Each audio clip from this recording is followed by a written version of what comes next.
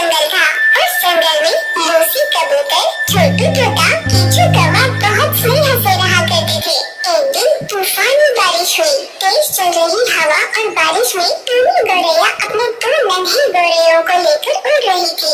शोर की आंधी की वजह से उसका घोंसला टूट कर गिर चुका था। सहायता करने के लिए उसका पति भी साथ में नहीं था, इसीलिए जंगल में रहने वाले पक्षियों के पास वो सहायता मांगने जा रही थी। सबसे पहले वो कौवे के पास गई। हे दोस्त, मेरे दो नन्हे बच्चे ठंडी हवा में कांप रहे हैं। मुझे और मेरे बच्चों को रहने के लिए थोड़ी जगह दे दो। मेरा घोंसला बिखर चुका है। मैं बहुत दूर से आई हूँ।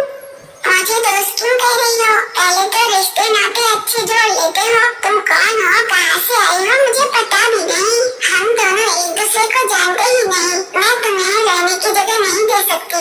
जाओ यहाँ से। यो उसकी मदद करने से इनकार कर वहाँ से भेज दो।